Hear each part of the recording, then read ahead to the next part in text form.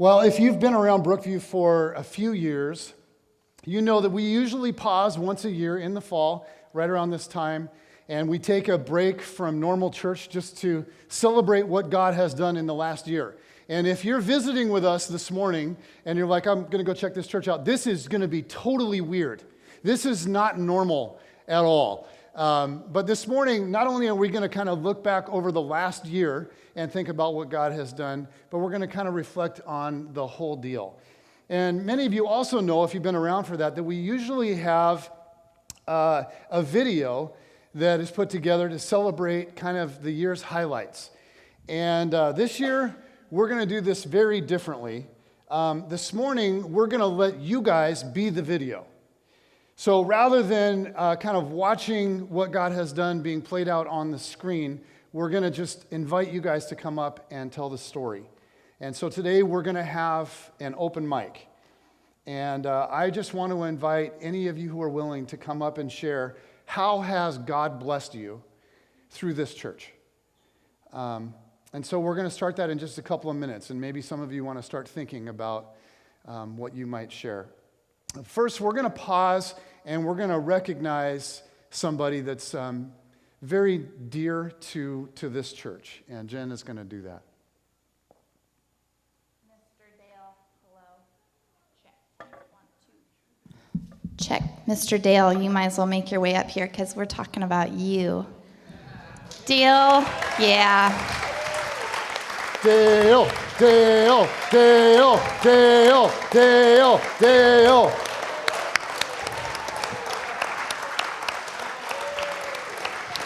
This is like The Price is Right. You should high five some people on your way up. I know you love this.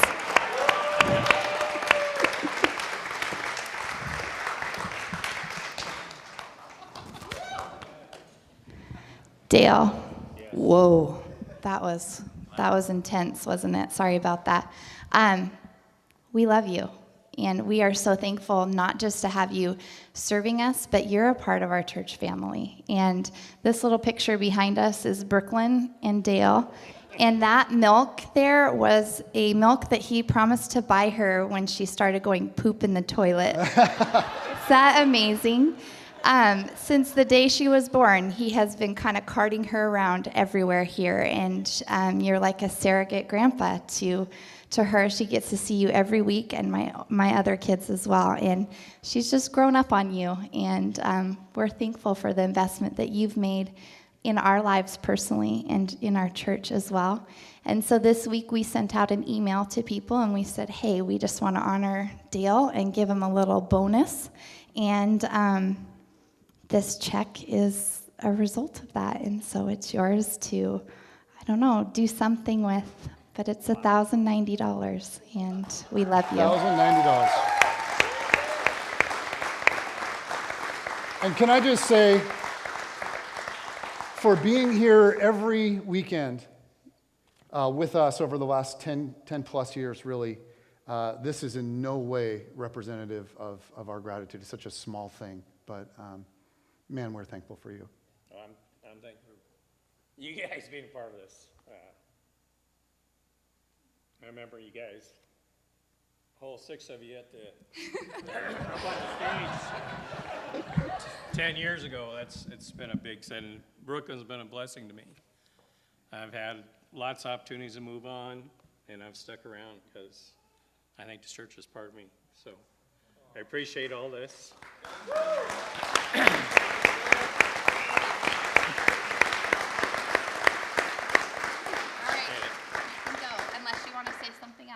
No, I'm just glad that you're part of my family. Aww. And you all know Jason helped me celebrate my 25th anniversary almost 3 years ago. So I feel that Brooklyn is a part of my family as much as I'm a part of yours.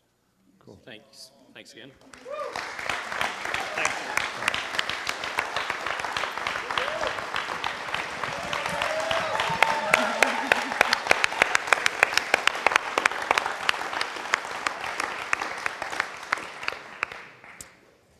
Well, Dale mentioned that when we started, we were back at the old school, and we were kind of up on the stage in this little area, and There were 6 of us. I think there were more than that, but it felt like 6 of us. I think we have a picture of the 6, the original 6. Do we have a picture of that in there?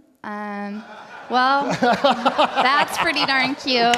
Look at that. There they are. 2, 4, 6, 7. I can't count. That's 8, 9. And we actually have Matt and Rodora are here this morning and as well. So what I want to do is just, some of you have come back. You were with us and you sweated and bled with us to try to get this thing off the ground. And this was the very first night that we first started meeting as a group, and this was everybody. And this was in 2002, actually, before we kind of officially started church. But that group of people said, we will do this. And in addition to that group, there were several people that joined us kind of right after that. And I sent out an email to those folks about a month ago, and I said, hey, we're doing this. Would you guys come back and celebrate with us? Because you really, really, really did enable something special to happen. And so for those of you that have come back, and this is sort of a reunion for you, would you just stand up for a second?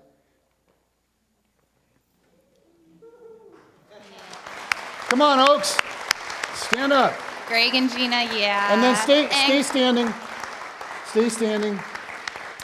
I would also like to add that we've had some people that are with us, that have been with us from the early years. And if you've been with us since, let's say, 2006 or earlier, would you also stand up?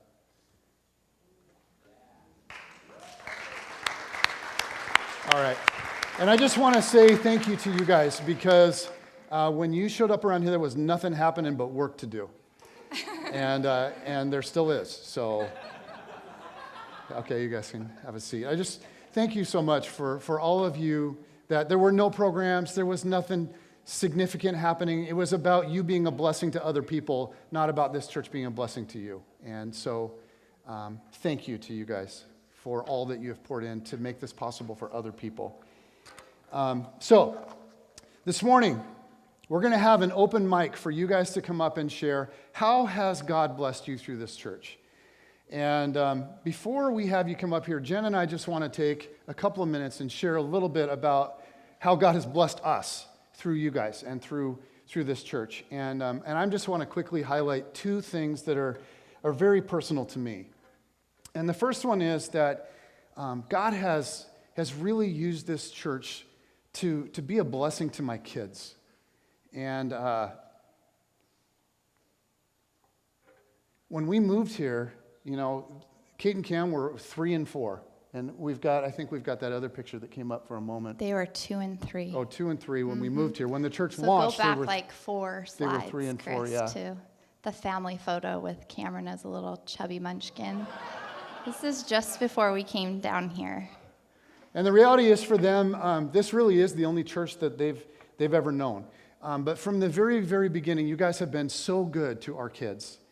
And we talked last week about the importance of assets for kids and how vital those are. And this community has really been an asset-rich community for our kids. And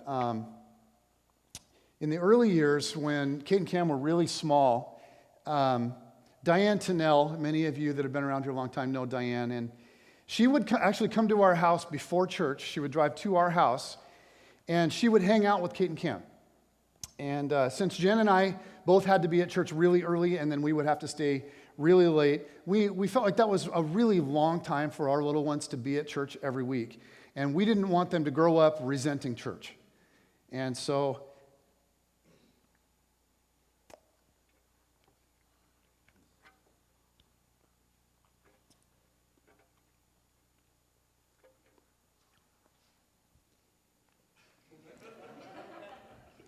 Diane would come over to our house, and then she would drive them over when she was done over there, and they would roll in right as church started.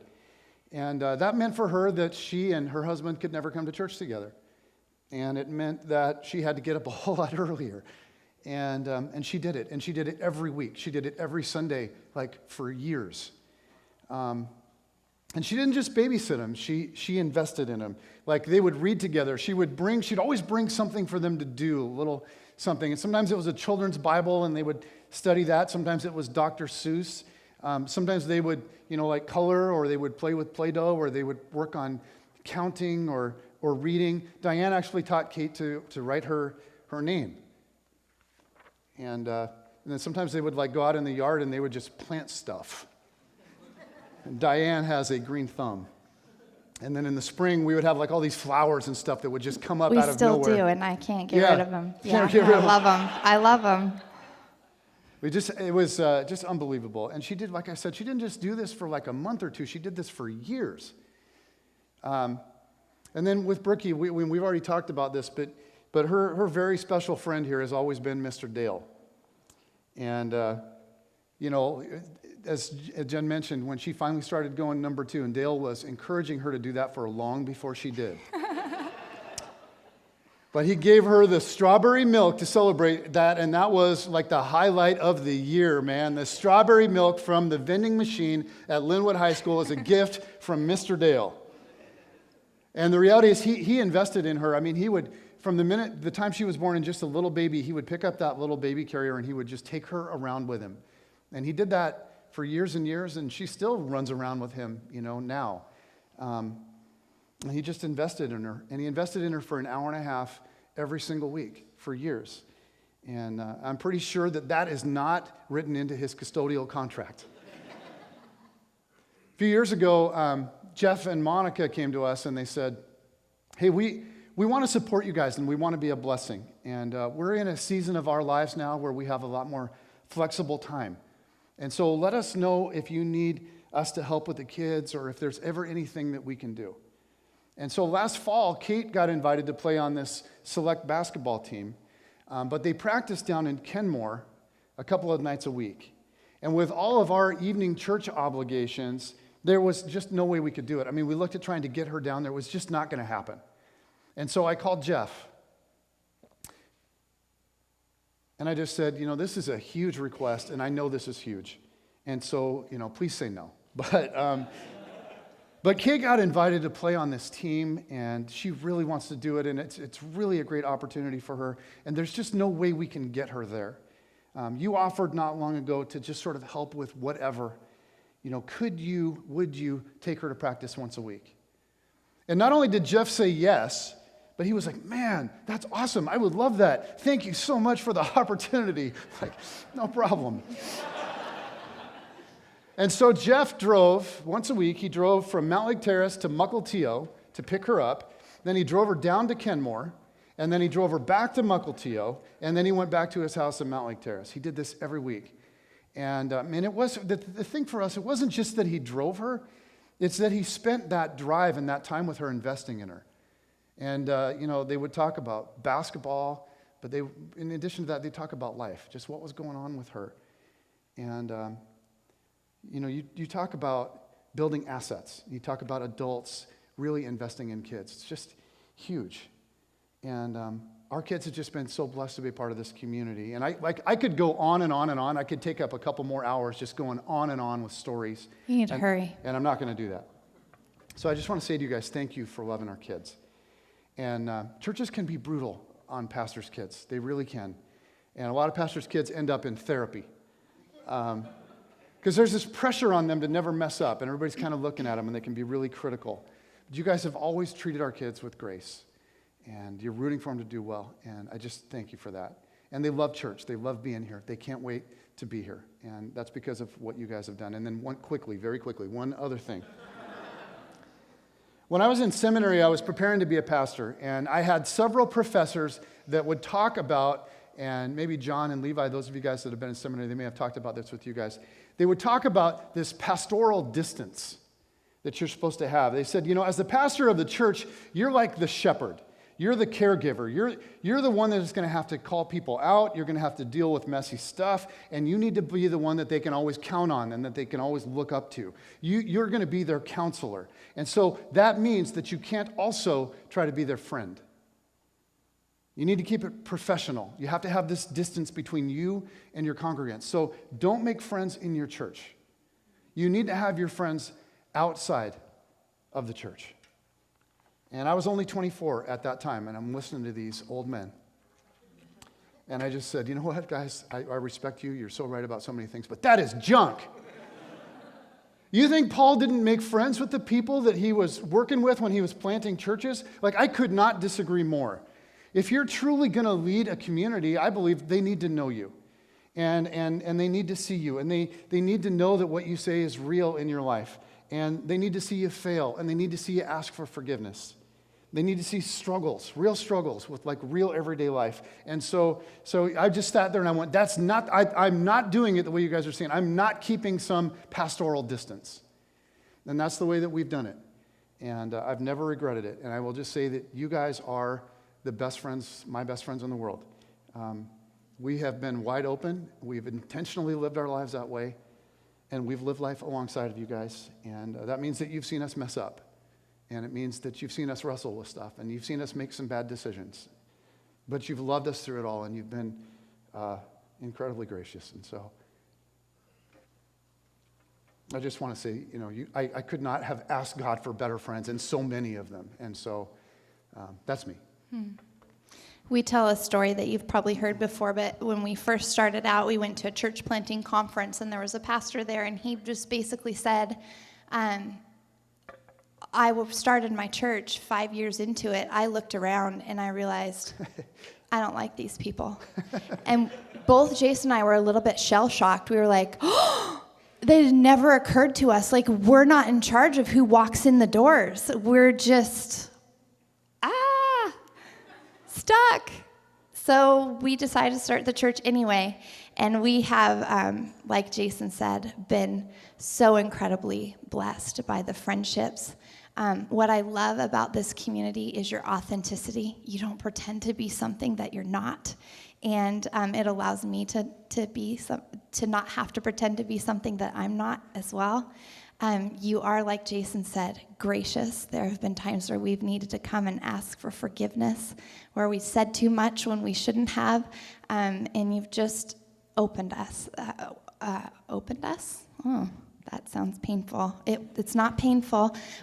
You've just been open with us and to our love. And when we were dreaming about this church, I should say that Jason was mostly dreaming about the church because he likes to think future and big, and I like just action. I like, give me something to do.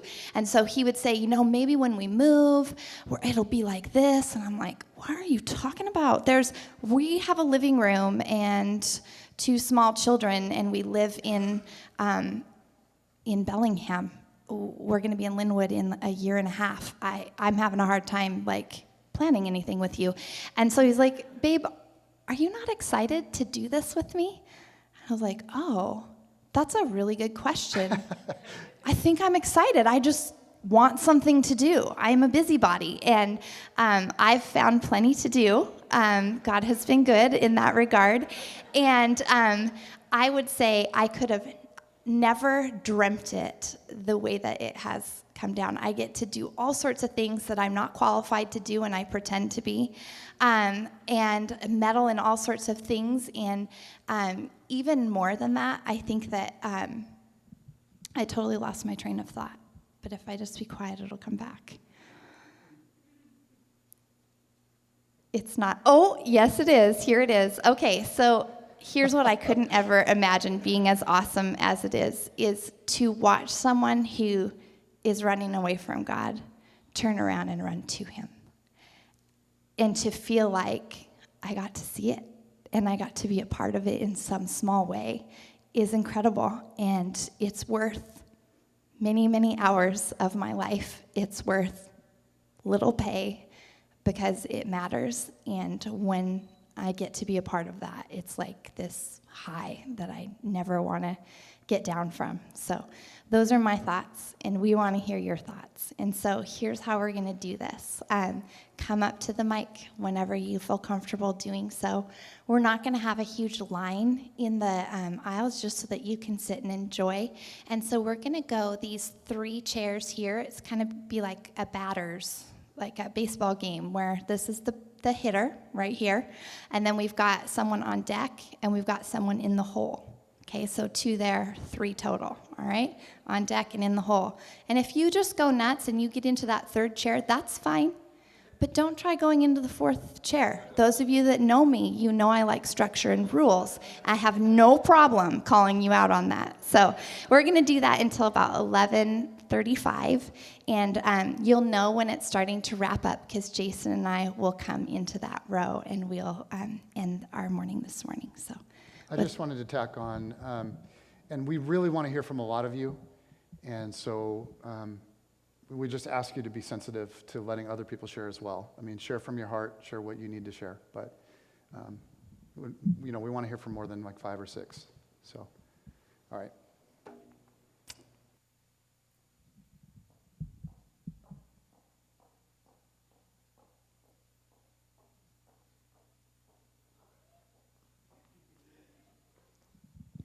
Yes, I'm short.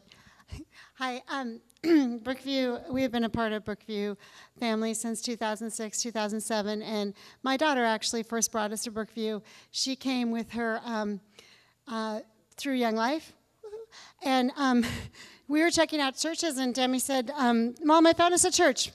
It's at the Linwood High School.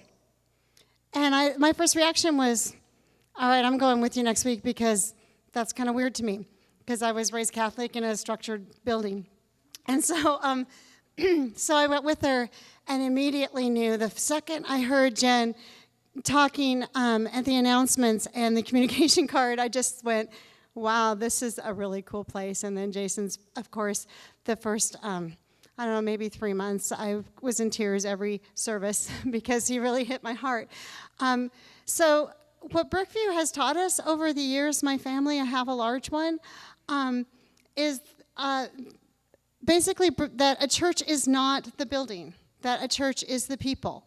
We have been in the old Linwood High School. We went to Spruce Middle School. We've been here. And my family knows that a church is the community. And that's a pretty cool lesson to actually learn by living it out with a church instead of just learning it from reading it. So that has been an amazing thing to me. Other than all the million things I could go on and on, I want other people to get a chance to talk. But my daughter is now married, has a wonderful God-fearing husband. She became an auntie this morning, and that's why she's not here. But my 20-year-old son, Dustin, is amazing. I could brag about my kids forever, but this church has been their village and helped me through amazing things. I've been to Haiti 3 times with Brookview. Absolutely love a third world country that I never thought I'd have enough guts to go to. As my heart just pulls for the whole world, and Haiti, and Brookview has taught me that. And also, Brookview has taught myself and my family what it really means to do ministry, to get out and live with other people. So thank you, Brookview. I love you guys.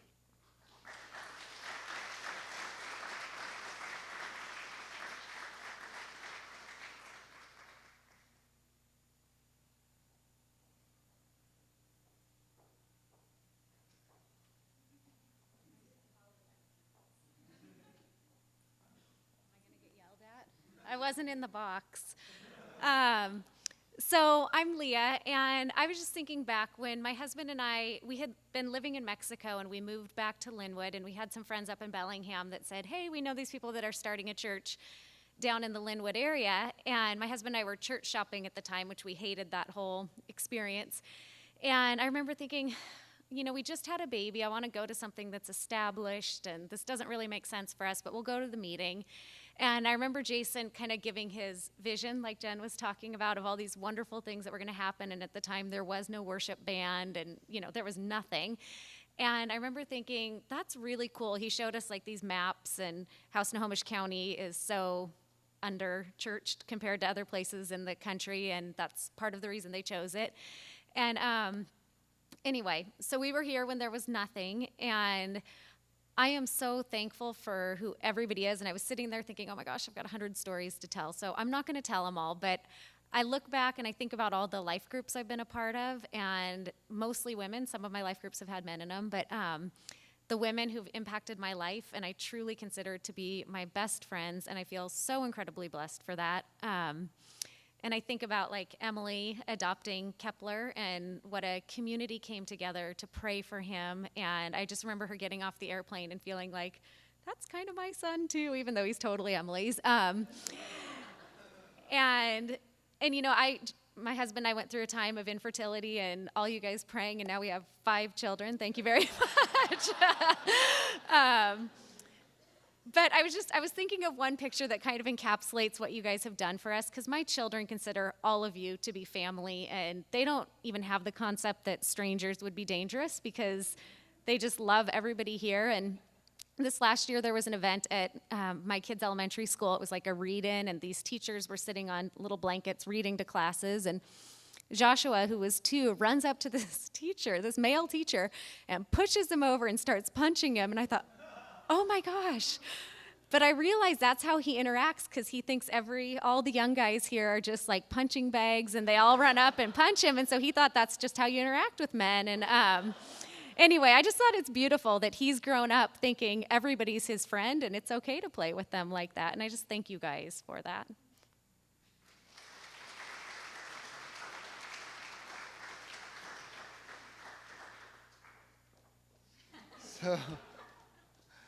So I just want to, gosh, this is kind of unnerving. I just want to say thank you to everybody here, especially the people when Monica and I came to the church.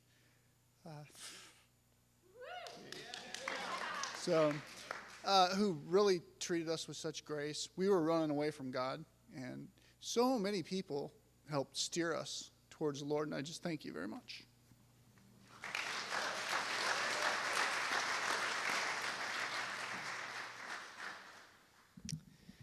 So I have been leading worship at Brookview for 5 years and 3 months. And wait. This is, no, sorry. That's not where I was going with this. Let me tell you, I have been married for 5 years and 3 months, and I've been leading worship here for 5 years, 3 months, and another 2 weeks. So this place is really, we've been here ever since we married. That was right when we started coming here. So this place, the relationships that we've been able to make, and the role models that we've had for how to shape our marriage, how to treat each other, how to honor God first in the midst of our marriage has been unbelievable. We could not have ever imagined anything like that when we first started coming here. And it's been so awesome. We've made so many amazing relationships with people that we just love so much. And I have to say thank you to Eugene and to Tom, who have been on the worship team with me from day one and have given so much of their time and energy that they could have been doing other things with, but instead they were backing up a 19-year-old punk kid and stuck around, and I love you guys. You guys are awesome. And I just wanted to say the one thing that I have gotten so much out of from this church, from watching you guys, is how to actually live out a faith in a real tangible way in your communities, in the relationships that we have, and across the world. And that's something that was very,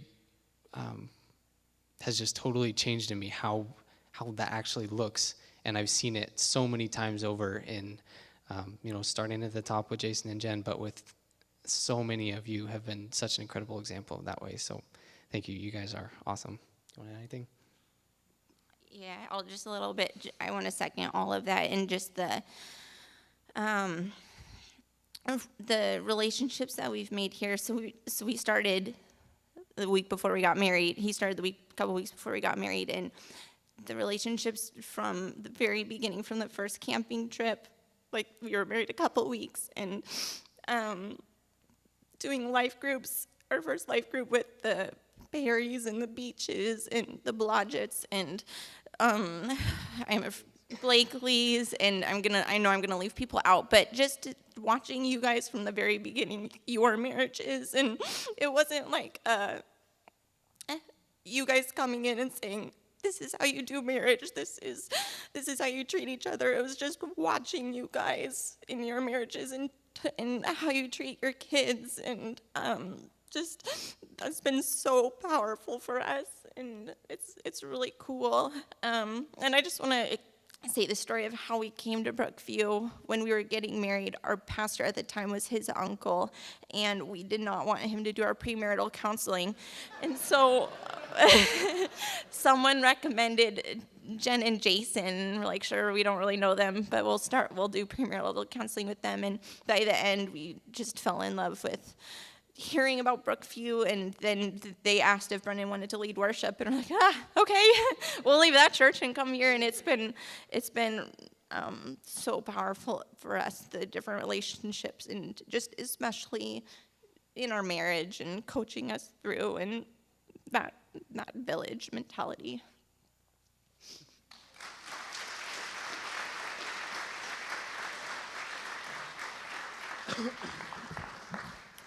Hello, I'm Matt, and I have been I've been a part of Brookview since I was 19, and I'm 30 now, so that's all my adult life, pretty much. I started coming, we were meeting on the stage at Linwood High School the first time, I think, and there was 12 people, and the music was pretty bad. So I said, hey, Jason, I can play guitar and stuff. Okay, maybe the music was good. I'm sorry. Don't say bad things at church. Cool. The thing that I love, so I led the music, and we had, my band was with us, and then when we left, there were some interim guys, so it was before Brendan came, but it was, we left on tour, and so I spent 5 years on the road and meeting a lot of cool people and doing a lot of cool things and just making a lot of friends. But Brookview has been like a constant for us, for Christy and I, my wife. Hi. Should have came up here with you, but I guess you have an infant baby. It's been a constant for us. Friends come and go, and this church family has been just fully invested in us. And I feel like with this community of people, like if you put a little in, just a little in, you get so much out of it. And it's not the reason why you want to serve such awesome people, but I feel like sometimes we're in a competition to see who can give each other more. And sometimes we get a little sneaky with oh, they're not going to know this one hit them, and give them something. So it's just been awesome to be a part of that kind of mentality. People in our part of the world, or just in the world in general, are always trying to extract things from each other and, trying to benefit, and just to be part of a community where we can give and be excited about giving, oh, they need this, let's do this. That's just been so powerful, and especially when we're bringing kids into the world, and it's just to see everybody just invest so much in our family. It's been unbelievable. So that's why we're here. Thank you.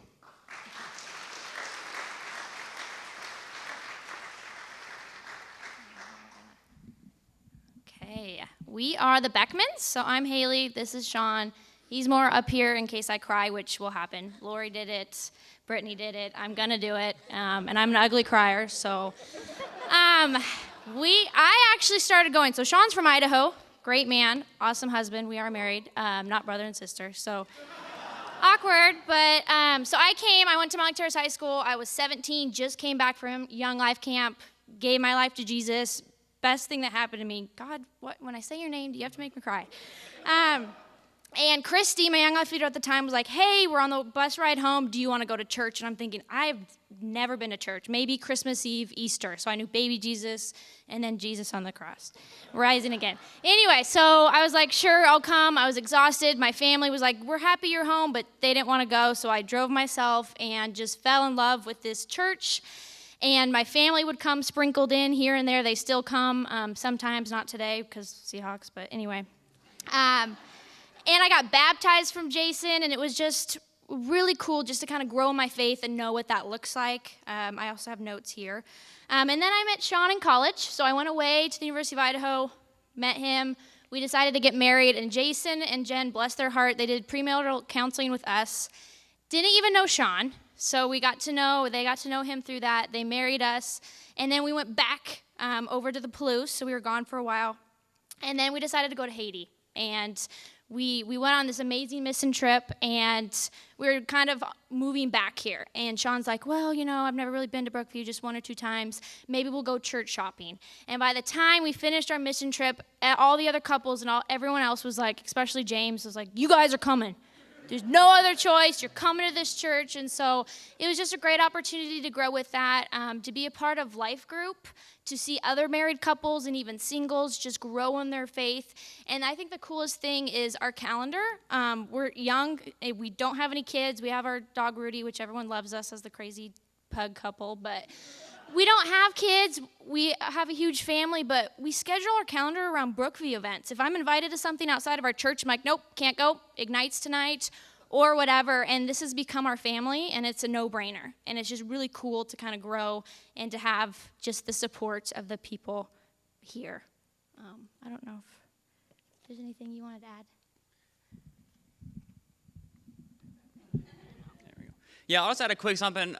Like Haley said, born and raised in Idaho for 25 years of my life. And so it was really interesting because Haley is from over here, and she wanted to get married over here in the Puget Sound area. And so she said, well, I know this couple, Jen and Jason from Brookview. And I just remember starting the premarital counseling. I just remember, Jason wanted to make sure that I was a Christian. And so, the first time we sat down, he was kind of asking me these silly questions that I was just like, Which aren't silly. No, not silly at all. But I mean, to me, I've been on multiple trips, and I've led Bible studies, and I've pastored, college kids and everything else. And he's like, now, there is this person named Jesus, and there's these things that he's done, and I just want to make sure that you know the sacrifice he's given. And I think I might have kind of played naive a little bit. Oh, yeah, well, what is, tell me a little bit about it.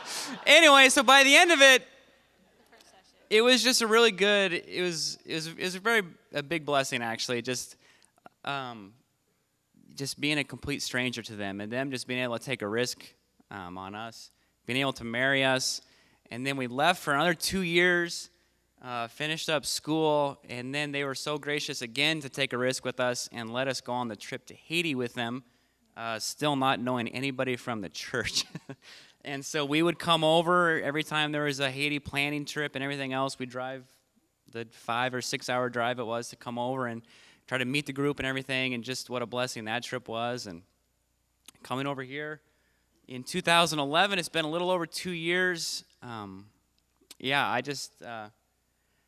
be honest, I just never thought it'd be the same, having to leave home and come over here, but I can definitely say this is my family now, so thank you very much.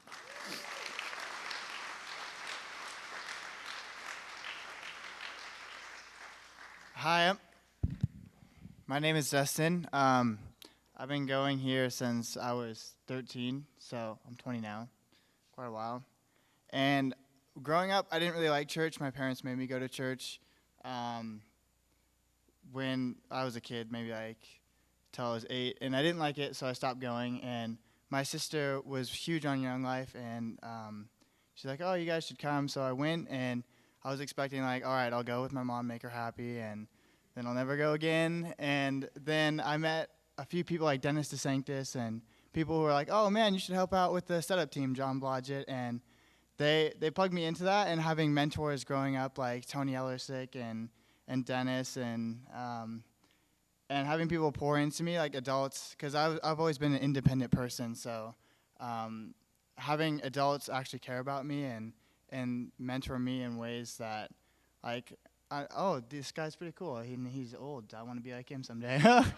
And not that you guys are old or anything, but growing up, it's been cool to have role models. And then one way in high school, having Christy McDonald and looking up to Matt because I'm a musician and seeing him and all these people within the church has been really cool.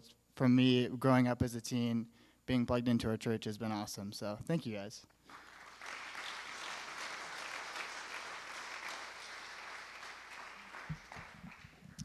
Hi, my name's John, and if you saw the photo, I think at the beginning up there, my wife and I were one of the first families that were part of this back in 2002. There I am, right there in the middle. Yeah. Thank you for that. So we go way back, and it's awesome. Yeah, Jason emailed us and asked us to come today. So we live down south now, and we have 2 daughters actually, so, 6 and 4, and the oldest one was just a baby when we left. So it was pretty cool. But a couple of quick things is, first, I owe a huge debt to Jason, and for those who were here at the beginning, know that him and I spent a lot of time together, and he gave me chances to speak a lot up here, so spoke a number of times through the years we were here, and he knew that I had a heart to do the same thing he does. And so he just spent numerous hours with me, numerous times talking about life and what it would be to do this on a full-time basis. And so he did, and he poured into me so much, and so we spent so much time together. So I just want to express a huge thanks to Jason for his life and the hours that he poured into me to become a pastor, which is what I'm going to be here soon. So a huge thanks to him. But also, want to make a quick, funny story. When we first came here, my wife and I were just about to get married, and the guy who was going to marry us, the day of the wedding, he calls at about 1 o'clock and says, I actually broke my leg the previous night, and he says, unfortunately, I don't think I'm going to marry you. And we're like, dude, the wedding's in 5 hours. Couldn't you have called last night? That would have been helpful. And so I was like, what are we going to do? And so Jessica was like, well, we can give Jason a call. And I'm like, all right. So call him on the phone like at 1:30 or 2 o'clock, and I was like, hey, what are you doing? And he's like, oh, I'm at the mall. I'm actually looking for a shirt for your wedding. And I was like, you're going to want to get something real nice, buddy. Because you're going to be doing it, I think. And he was shocked. And I said, would you mind doing our wedding? This is crazy. And he said, well, okay. And he didn't have anything to wear. And I said, I have a suit. It might be a little big, but let's roll with it. And he's like, all right. So I think he had to go on the web and kind of look up the structure of a wedding, even what's the format of how we do this. And so he came down, and he did, and it was hilarious, too. The suit I gave him was a little big. It was like hanging down over his fingers. And first wedding ever, right? Isn't that? It was the first wedding ever for him. So, yeah. My wife's dress actually caught on fire at part of the wedding. From a candle, but he did an awesome job, and crazy story. And he's been an amazing friend, and I just owe him my life. So thank you, Jason. Thank you for you guys. As a church, too, you guys were huge for us, for really planning and sending us. And, yeah, we owe you guys a lot. So thank you very much.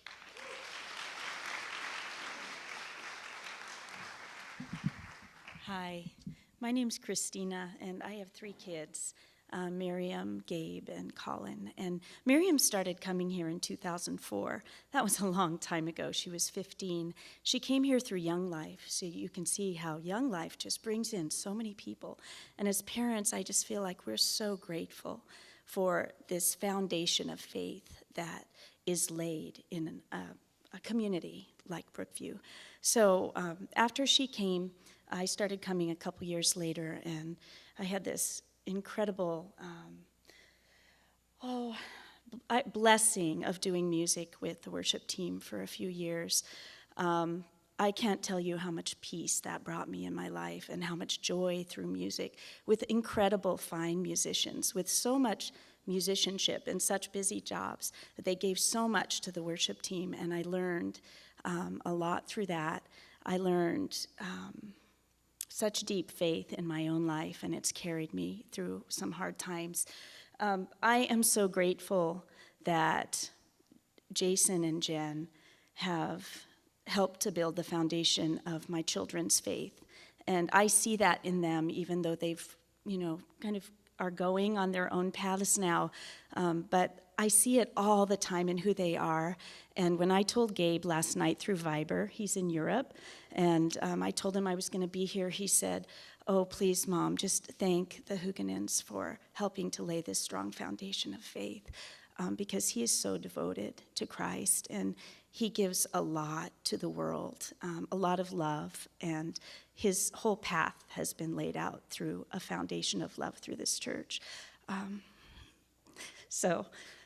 Thank you for the beautiful music, all of the fine musicians who are here, who I can see from years before. And thank you for just wrapping my family in your love through the years and making it really personal. Thank you so much.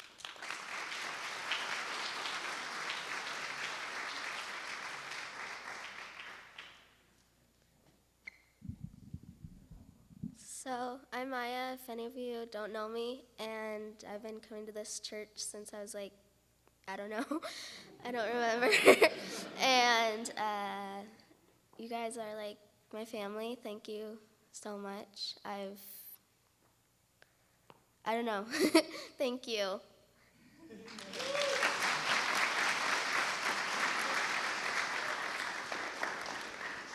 Maybe it's just right. Oh, it's all set up for me. Yeah, you want to start? Well, so Matt and Redora, and we were here early on, even when we were meeting in apartments and figuring things out. But there's already been a theme, and what I see, it's what a great place to grow up. You guys have done a phenomenal job, and this church family has really invested in those assets. And it's, you really mark it when you can go away and then you come back and see it. It's like you don't see your own kids grow up sometimes, but amazing. I mean, from coming and it was just a work party, and to watch Ron, you're just a beast of setup. It was amazing. And then to see John come up for the first, those first, and I'm back there running sound and can't even carry a tune. So it was a phenomenal place for us to grow up. We were early married. We left our parents. We leave and cleave, and we get to land in a great spot and grow up here. And we had to move on. We went to Oregon, and then from there, Indiana. But what an amazing family, and what an amazing foundation it's created for our lives. So. Wow, I think you said just about everything. That's why I wanted to go first. I know. We were sitting there battling. As I was sitting in the fourth chair, I was really worried. I know. Anyhow, yeah, it is really awesome to come back and just to see how God is still at work. He was working early, and he's still at work, and it's really cool to see. And it's nice to see everyone. We love you. Yeah.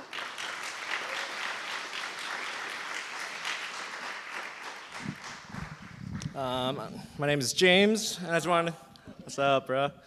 I just want to represent the Vietnamese community here. One thing is, this is definitely our home. Personally, with Alice and I, we are engaged, and at first, fan wedding 2014. But at first, Alice being a single mom and everything, it was really hard for my parents. And it was seeing a lot of the adults who, it was really tough to love her, and just seeing all these other uncles and aunts and everything just judging her kind of as rough. But I remember this one winter day, it was snowing. We still made it in here, and it was really a small worship service. And Jen was just I feel something from God. Does anyone have anything they want to talk about or have prayers or anything like that? And that was when I brought up just prayer for me and Alice and Jaden and my mom, just loving her. And months later, I heard T just get all these emails from everybody saying that they're still praying for us. They're still asking how we're doing. And it was just, we knew that this is the church that we are excited to raise our children on. And I love being Uncle James to all your kids. And I can't wait for all you guys to be my uncles and aunts to our future children and raise them here at Brookview. We love you guys.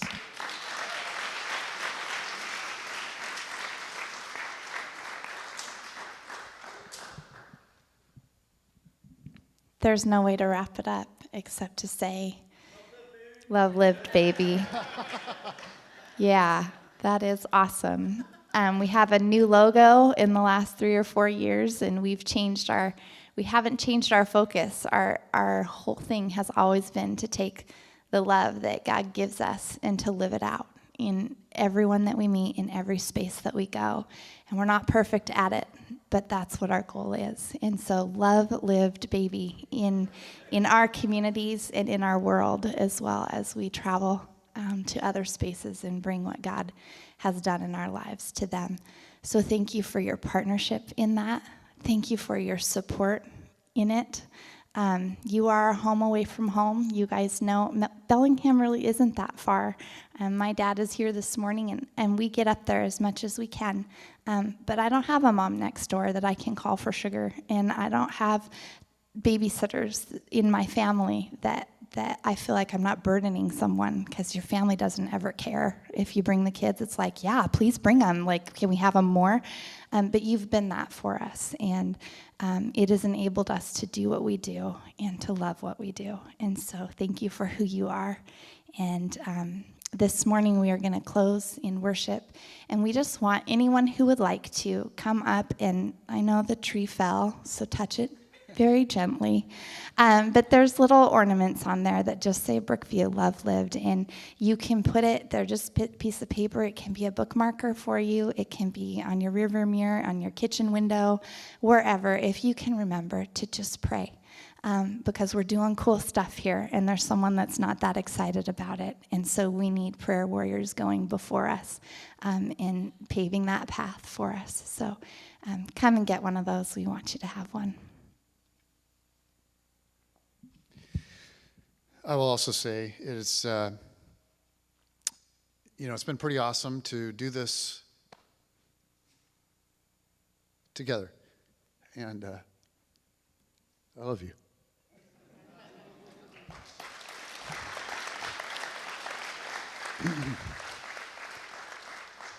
I don't think you'll ever meet a more devoted pastor's wife than the one you guys have.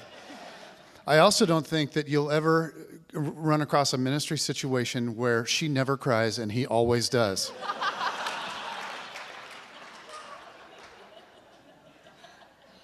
Dead puppies, dead puppies. I'm trying. She's trying to think of something sad. Otherwise, that's just really creepy.